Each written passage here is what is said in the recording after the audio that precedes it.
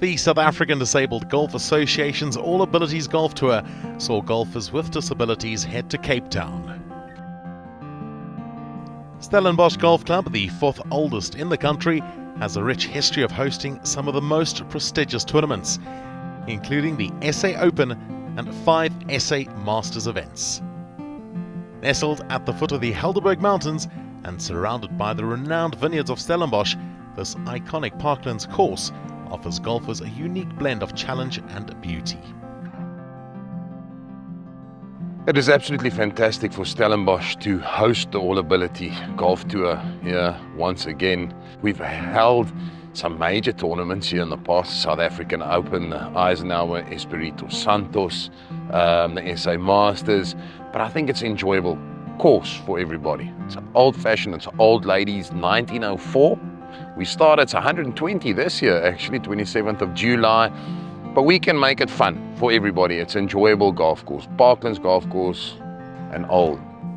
Each hole presents its own distinct character, framed by large trees and breathtaking views, providing a stunning setting for the first Cape Town event on the All Abilities Golf Tour schedule.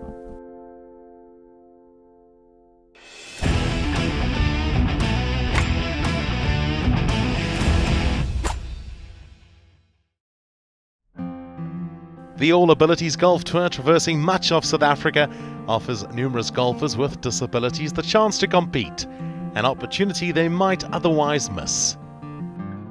I started losing my sight at about 10 years old, so from there it's deteriorated till about 20 years or so, and then it sort of stayed the same. I think up till now about with 6% sight. Basically, my eye condition is they call it macular degeneration. It's basically the most condensed cells in the back of the eye where the lens focus, and that's basically all the detail that you can see. So anything that I can see is basically with the rest of my eye. It's the easiest way I can explain to people is if you look about 45 degrees, whatever you see from the side vision is what I can basically see all the time. When I finished school, I never thought of playing golf. That was one of the last things that I might have thought about. I was invited for a golf day at work, and that's how it started. After a few months, I actually heard about the blind golf. I didn't even know other blind people playing golf. And I only started playing golf at about mid-30s, I think, somewhere in my 30s. And later in my life, Liza joined me, and she started learning from knowing nothing about golf. She started learning everything she can, reading up, working with me, trying to find out how she can assist me and make it better. And a lot of that is practicing. So I can go to the range and hit 100 balls. I've got no clue where to go, fading or whatever. And there she started already telling me what's going on, practicing with me, chipping the same thing, telling me where it pitch, how far it rolls. And I think just that interaction, trying to help me tell me what's happening with the balls, that already made a huge difference, just for me. Not being a golfer myself, I had to learn from scratch all the technical details. I had to learn to see the hazards for Leon. So basically what my function as a guide is to be his eyes on the course. I'll tell him, I'll indicate with him by managing his shoulders, looking at his feet, checking that his club face is square, not lined up on the toe or the heel. The main thing with the putting is to read the greens as you approach them, to see where the ball's going to feed from. Is it a sharp turn to the left? Does it feed from the right or to the left? And then uphill putt, the speed of the putt, yes, and the movement of the greens. Okay, so the difference between the normal rules and the blind rules for golf. The main thing is we can have a guide and a caddy, and the guide can both can give us information and advice. They can basically do everything what my guide and my caddy can do. The main difference is the guide, Liza, is not supposed to clean the clubs and things like that, which you don't want to do in any case. I think that's basically the main thing. All the rest, and she can basically be on my line, where normally that's not allowed. Obviously, you're not to stand on somebody's line. I prefer the caddy also not to be on my line, but obviously sometimes he needs to show me the flag when I can't see it, but that's also acceptable for both, and that's basically the only difference.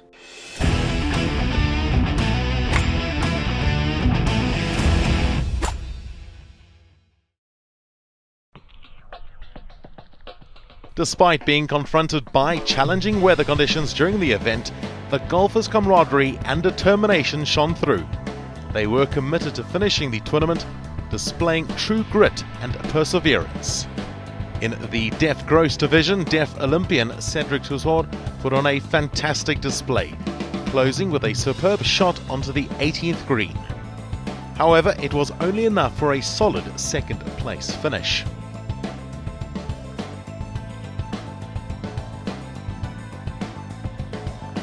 In his best performance this season, Charles Williams, competing in his home province, demonstrated why he commands the Deaf division with impressive scores of 78 and 83 to take home the trophy.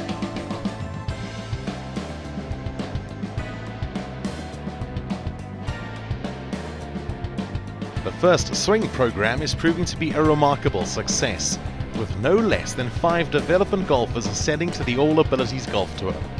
This impressive transition highlights how effectively the first swing program is developing their skills, preparing them to compete at a higher level. Despite the challenging elements, the spirit of competition was alive and well in the Deaf Stableford division. Development Deaf golfer Cisa Nkomo and newcomer Liza Wright showcased their determination, both battling it out from the outset. In the end, it was Liza Wright who claimed the winning trophy in her All Abilities Golf Tour debut. Wright outperformed her closest competitors, Edna Haynes and Aidan Asia, who both tied for second place. In the physically disabled Stableford division, the competition between Nick O'Neill and Roux Steenkamp was intense. Sharing the same disability, their rivalry was even more meaningful and inspiring. Leg amputee Carl Schroeder, despite the challenging windy conditions, remained upbeat, embodying the spirit of the tournament. In the Stableford division, the golf handicap system ensures a level playing field. Ambassador Emil Myler, who has cerebral palsy, played alongside Lambert Badenhorst, who is blind, and Nick O'Neill has an arm deficiency. Nico led by 3 points after the opening round. However, Steenkamp, undeterred by the rain, wind and cold conditions, fought tenaciously and ultimately emerged victorious by a single point over Nell. In Cape Town, many golfers returned to competition after months or even years. Among them, Justin Cowley stood out, delivering impressive rounds of 84 and 79 in tough conditions to secure a well-earned second place.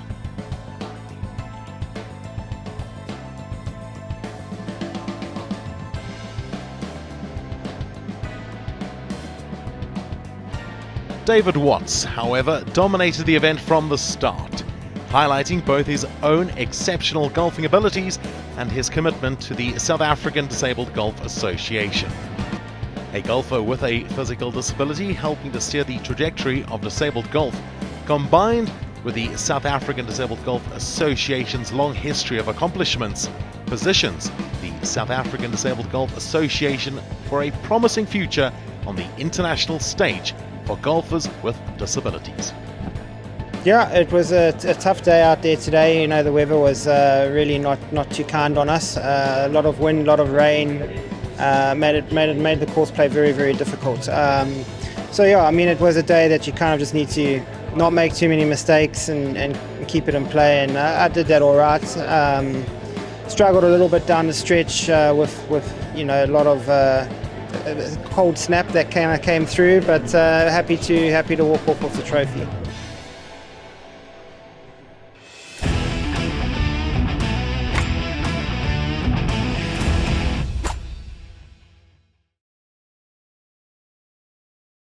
The Nomads flag flies proudly, symbolising their unwavering dedication to advancing golf in South Africa, including strong support for the South African Disabled Golf Association.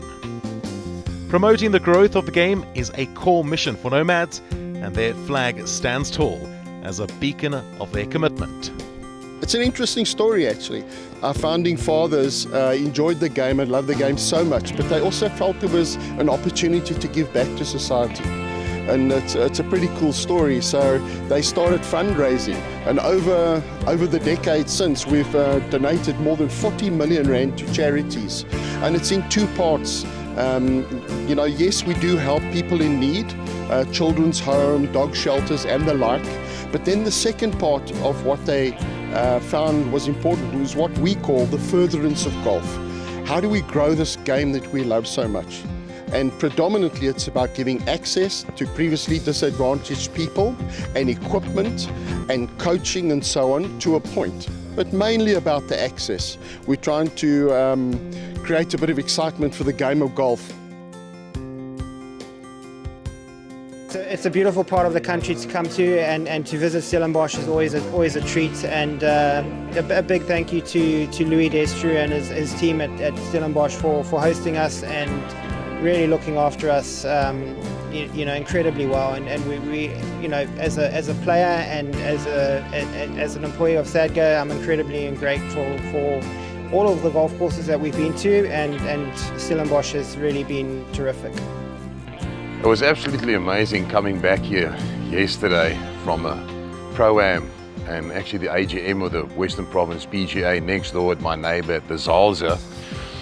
Bit rainy, much better weather at the moment, and all the pros complaining. Everything laid out for them, perfect conditions. Not. Came back to Stellenbosch.